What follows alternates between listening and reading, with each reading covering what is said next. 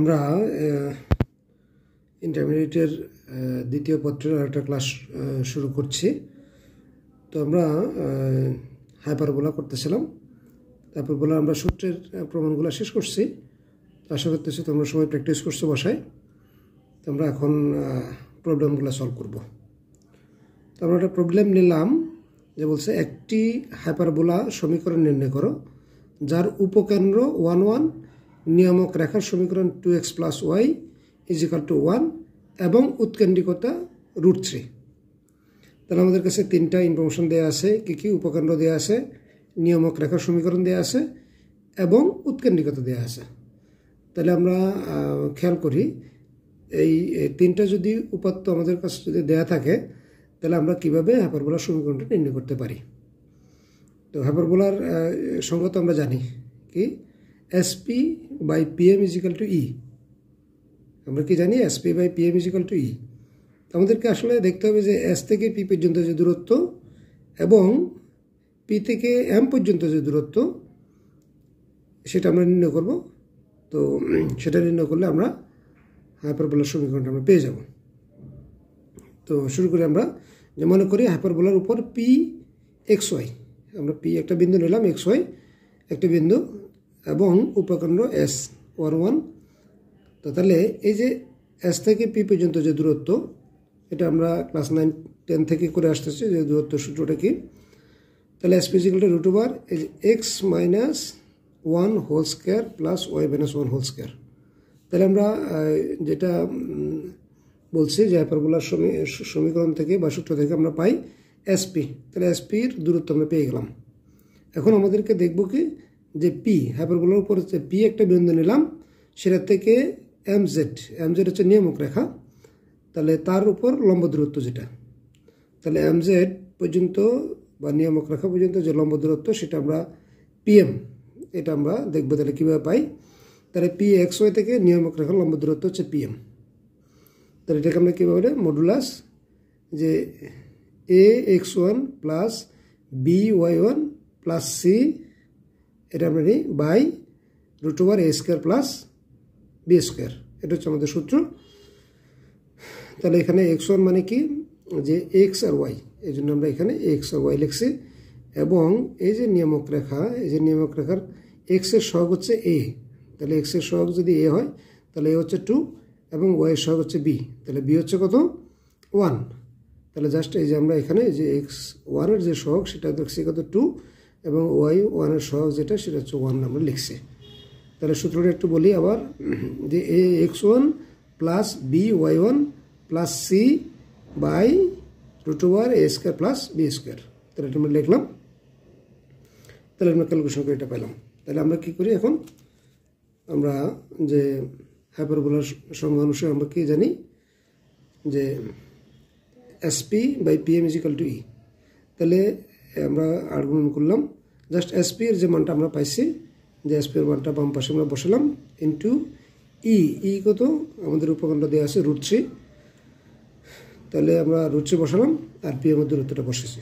এরপরে আমরা just calculation করলাম, ওই দিকে আমরা বর্গ করছি, বর্গ করে আমরা ক্যালকুলেশন করে ফাইনালি যেটা পেলাম যে সেটা হচ্ছে কি যে 7x² + 12xy - 2y² - 2x + 4y - 7 = 0। তাহলে এই নির্ণয় হাইপারবোলার সমীকরণ। তাহলে আমরা হাইপারবোলার একটা সমীকরণ নির্ণয় করতে পারছি। তো আমাদেরকে আমরা আবার প্রশ্নে যাই, যে দেখি আমাদের কাছে কী কী দেওয়া ছিল। তাহলে আমাদের কাছে দেওয়া ছিল হচ্ছে উপকেন্দ্র, নিয়ামক রেখার সমীকরণ এবং উৎকেন্দ্রিকতা। তাহলে এই তিনটা উপাত্ত যদি দেওয়া থাকে তাহলে আমরা জাস্ট এইভাবেই অঙ্কগুলো সলভ করতে পারবো। তো আমরা এই ধরনের কতগুলো অঙ্ক আমরা নিছি, জাস্ট তোমরা এগুলো বাসায় করবা, একই ধরনের অঙ্ক, এই জন্য আমি আর এগুলো করি নাই। তো আমি প্রশ্নগুলো পড়ে একটু বলে দিই। বলছে একটি হাইপারবোলার সমীকরণ নির্ণয় করো যার উৎকেন্দ্রিকতা √5। তাহলে আমরা একটা পাইলাম উপাত্ত, উৎকেন্দ্রিকতা √5, উপকেন্দ্র হচ্ছে 1 - 8 এবং নিয়ামক রেখা 3x - 4y = 10। তাহলে আমরা যে অঙ্কটা করছি ঠিক একই রকম অঙ্ক। তিনটা উপাত্ত দেওয়া আছে, উপকেন্দ্র, নিয়ামক রেখা এবং হচ্ছে উপকেন্দ্র। এই উৎকেন্দ্রিকতা, উপকেন্দ্র এবং নিয়ামক রেখা দেওয়া আছে। তাহলে এটা আমরা নিশ্চয়ই পারবো।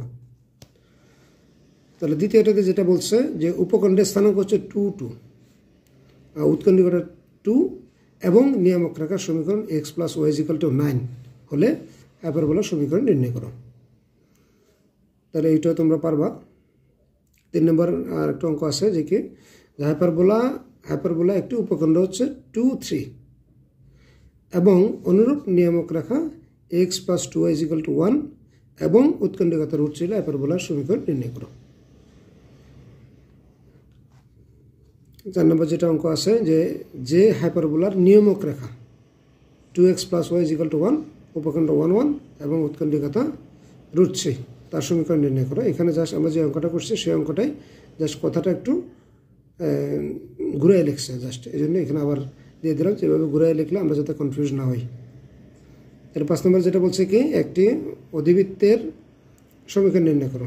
হাইপারবোলার অধিবৃত্ত একই জিনিস আমরা জানি।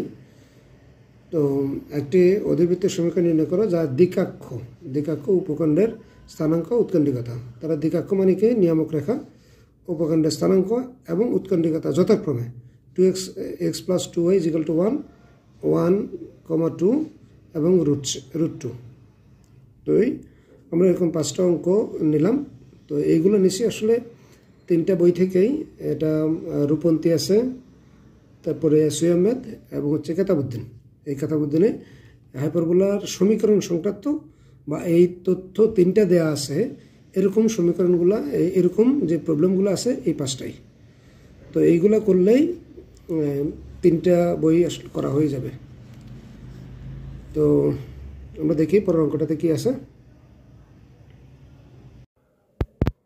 আমরা আরেকটা প্রশ্ন নিলাম। প্রশ্ন বলছে কি একটি অধিবৃত্ত 6 4 ও -3 1 বিন্দু দিয়ে অতিক্রম করে। তাহলে আমরা দেখলাম যে একটা অধিবৃত্ত যেটা হচ্ছে এই দুটো বিন্দু দিয়ে অতিক্রম করে, এর কেন্দ্র হচ্ছে মূল বিন্দুতে এবং আর অক্ষ x অক্ষ বরাবর হলে অধিবৃত্তটির সমীকরণ নির্ণয় করো। তাহলে আমাদের কাছে যে ইনফরমেশনগুলো দেওয়া আছে, কি দেওয়া আছে যে অধিবৃত্ততে দুটো বিন্দু দিয়ে যায় এটা বলছে, আর বলছে যে এর যে কেন্দ্র হচ্ছে মূল বিন্দুতে আর অক্ষ হচ্ছে x অক্ষ বরাবর। তাহলে এইটুকু ইনফরমেশন আমাদেরকে দেওয়া আছে। আমাদেরকে বলছে অধিবৃত্তটির সমীকরণ নির্ণয় করো। তো খুবই সহজ অঙ্ক, আমরা দেখি সমাধান। ধরি কেন্দ্র মূল বিন্দুতে ও আর অক্ষ x অক্ষ বরাবর এরূপ অধিবৃত্তের সমীকরণ।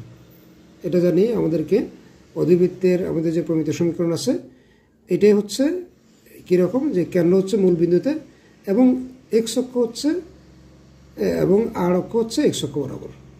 তাহলে আমরা ঠিক ওরকমই আমাদের এই যে অধিবৃত্তের প্রমিত সমীকরণ আছে সেটা আমরা নিলাম কি x² / a² - y² b² = 1। তাহলে এটাকে আমরা 1 নম্বর সমীকরণ দিলাম। তাহলে আসলে আমাদের চ্যালেঞ্জ কি? আমাদের চ্যালেঞ্জ হচ্ছে a² বা a এর মান বা b এর মান, a এবং b এই দুইটার মান যদি আমরা পাই তাহলে আমাদের আসলে এই অধিবৃত্তটির সমীকরণ আমরা পেয়ে গেলাম। তো খুবই সহজ। আমাদের কাছে যে ইনফরমেশনটা দিছে, কি দিছে, এই যে অধিবৃত্তটি এটা হচ্ছে এই যে দুটো বিন্দু দিয়ে যায়। তাহলে দুটো বিন্দু দিয়ে যদি যায় তাহলে এই বিন্দুর স্থানাঙ্ক এই যে অধিবৃত্তটিকে সিদ্ধ করবে। সিদ্ধ করবে মানে কি, যে এটার বাম পক্ষ এবং ডান পক্ষ সমান হবে। তাহলে আমরা এখানে দুইটা ভেরিয়েবলের মান বের করতে হবে। আমরা দুইটা বিন্দু দিয়ে যাই তাহলে দুইটা ইকুয়েশন পাবো। তাহলে আমরা খুব ইজিলি a এবং b বা a² বা b² মান আমরা বের করতে পারবো। তো আমরা দেখি, যেহেতু 1 নং অধিবৃত্তটি 6 4 ও -3 1 বিন্দু দিয়ে অতিক্রম করে, তাহলে অতিক্রম করে সিদ্ধ করবে। তাহলে আমরা জাস্ট এরকম করছি যে তাহলে x সমান কত,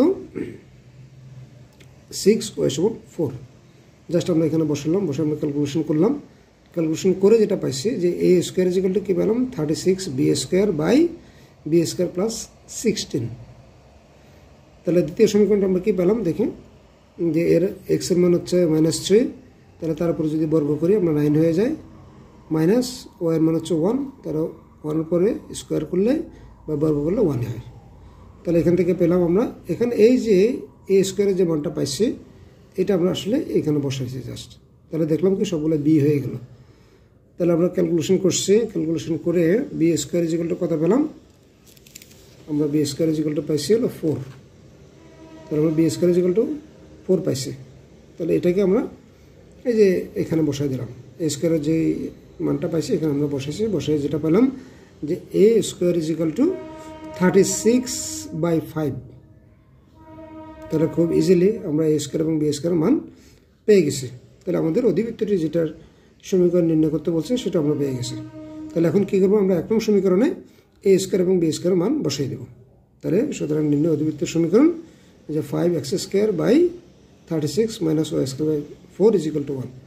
তাহলে এই যে এখানে এ স্কোয়ার যেহেতু নিচে আছে এবং এখানে 36/5 যেহেতু আমরা এ স্কোয়ারের মান পাইছি, তাহলে এখানে যদি আমরা বসাই তাহলে কী হবে, এটা উল্টে যাবে, এটা আমরা জানি। তাহলে এই জন্যই এই 5টা উপরে চলে যাবে আর 36 নিচে লাগবে, তার জন্য আমরা এইভাবে লিখছি। ঠিক আছে, তো আমরা দেখি এরকম আরও কিছু প্রবলেম আমরা নিলাম যেগুলো আসলে আমি করে দিই নাই, এই জন্য এগুলো খুবই সহজ।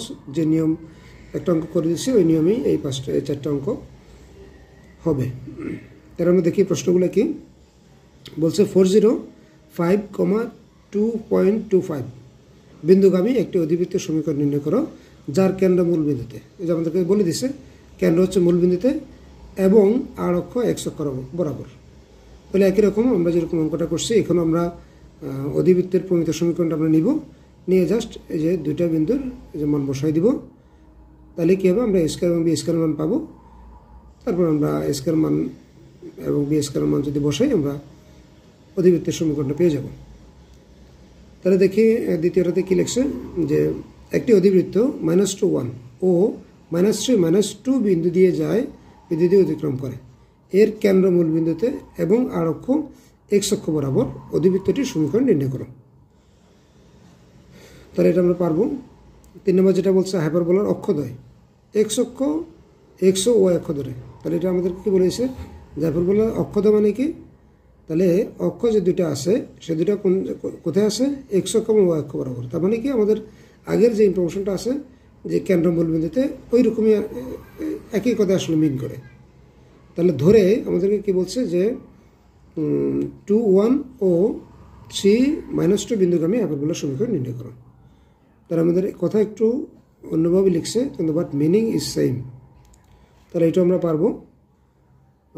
পরে যেটা আছে একটি হাইপারবোলা যা 4 6 এবং -1 -3 বিন্দুগামী এবং আর অক্ষ ও অক্ষ বরাবর ও কেন্দ্র মূল বিন্দুতে, এটা একটু ভিন্নতা আছে। এটা যেহেতু আমাদের কি বলছে আর অক্ষ ও অক্ষ বরাবর, তাহলে আমরা কি জানি ওয়াই স্কোয়ারটা আগে আসবে। তাহলে y² / b² - x² / a² = 1। আমরা এভাবে এই সমীকরণটা আমরা নিব, যেটা আমরা ধরবো অধিবৃত্তের সমীকরণ সেটা এভাবে ধরবো, যেহেতু আর অক্ষ বলছে ও অক্ষ বরাবর। তাহলে আমরা আশা করতেছি অঙ্কগুলো তোমরা পারবা। তো করে তোমরা কমেন্টে দিয়ে দিবা, কারো যদি ভুল হয় আমি দেখে দিব, বা কোনো প্রবলেম হলে তোমরা বলতে পারবা।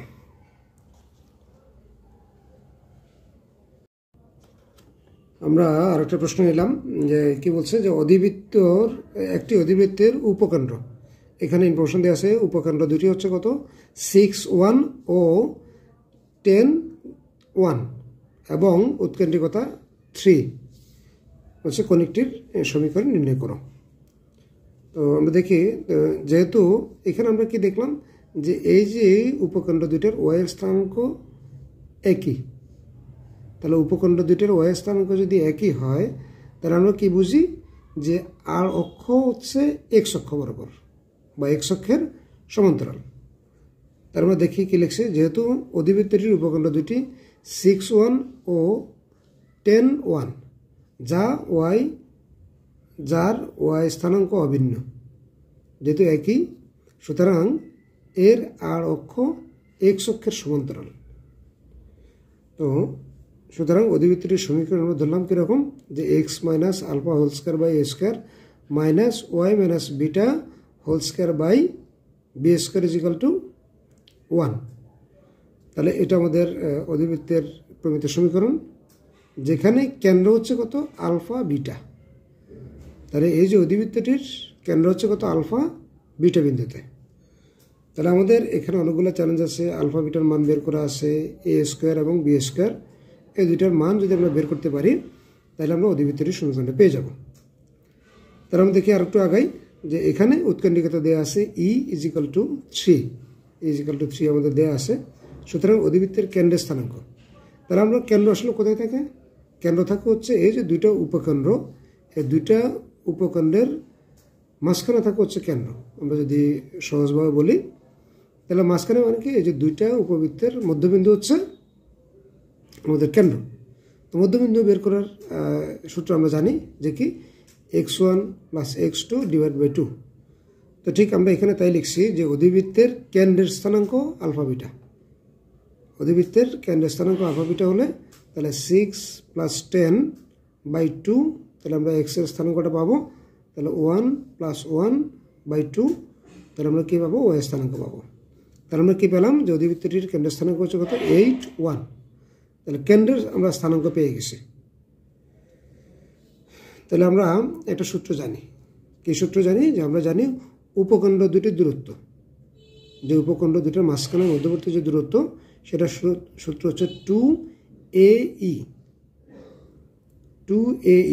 আমি আবার একটু মনে করে দিই যে এ হচ্ছে কেন্দ্র থেকে শীর্ষবিন্দু পর্যন্ত দূরত্ব। তাহলে কেন্দ্র থেকে শীর্ষবিন্দু পর্যন্ত যে দূরত্ব তাকে আমরা উৎকেন্দ্রিকতা দিয়ে গুণ করব, এবং তার ডাবল হচ্ছে দুইটা উপকেন্দ্রের দূরত্ব। আমরা এভাবে মনে রাখবো। তাহলে ইজিক্যাল টু কী হবে? তাহলে আমরা যেহেতু এক্স এর স্থানাঙ্ক, দূরত্বটা আসলে কোথায়? এক্স এর স্থানাঙ্কের মধ্যে।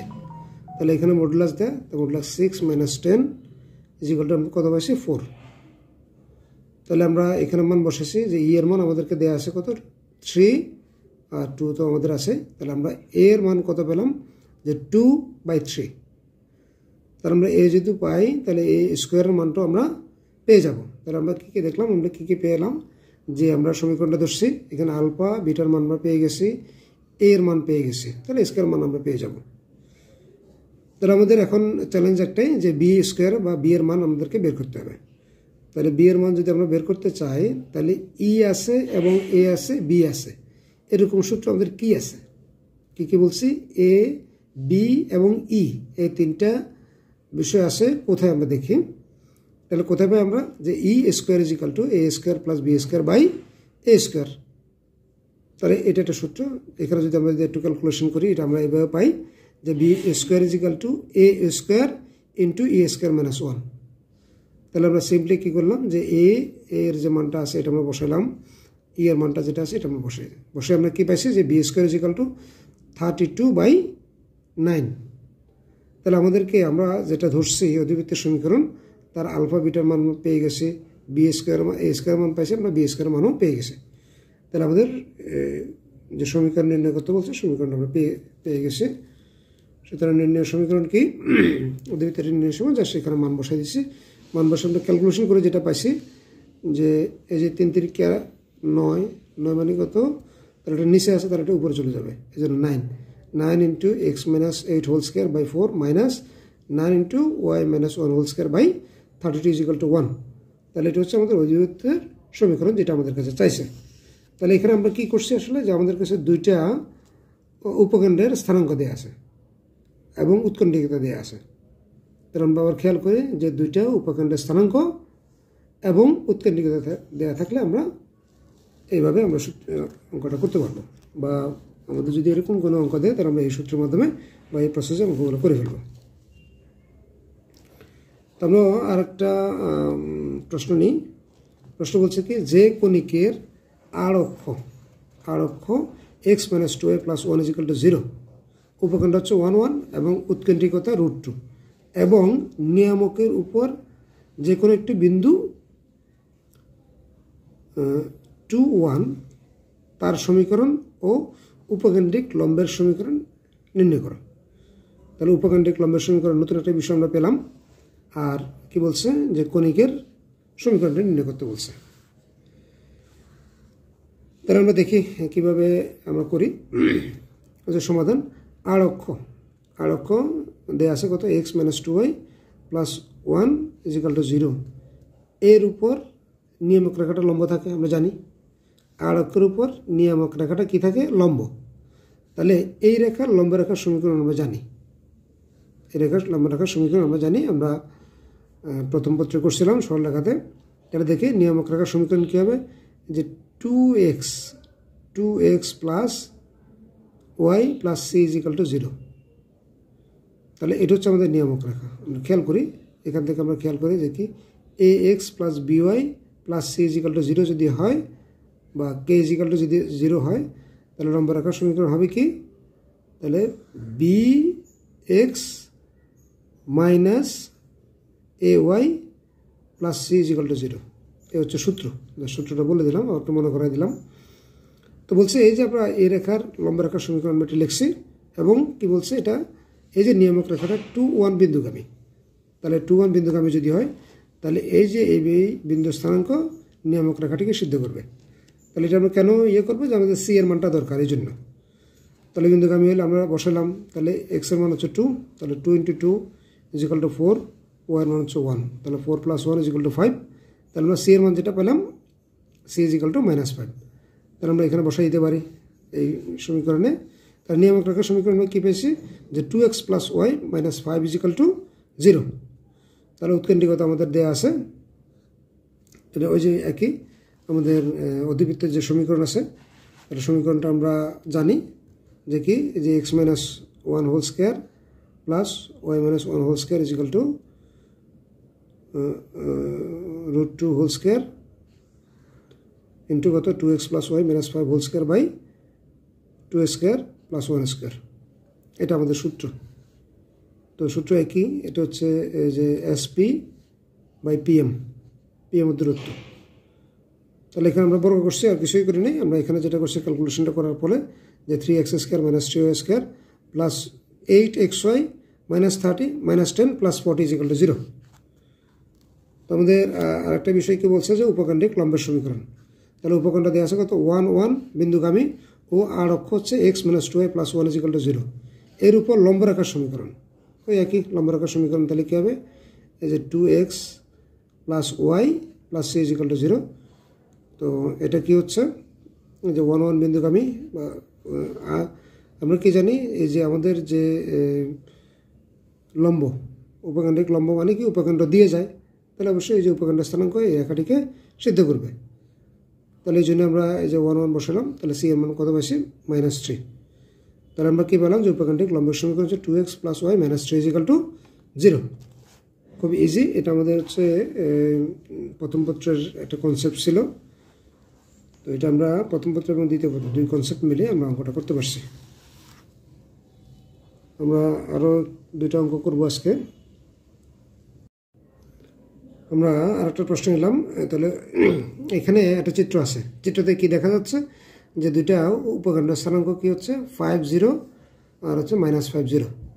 তার আমরা দুটো উপকেন্দ্র আছে, এবং যেটা আর অক্ষ হচ্ছে x অক্ষ বরাবর, এবং অনুবন্ধী অক্ষ হচ্ছে y অক্ষ বরাবর। তাহলে এটা হচ্ছে কেন্দ্র হচ্ছে কোথায়, মূলবিন্দুতে। তাহলে মূলবিন্দু 0, 0। তাহলে এটা আসলে আমাদের নির্দেশ করে যে আমাদের যে হাইপারবোলা যে প্রমিত সমীকরণ আছে, সেই প্রমিত সমীকরণের মতোই।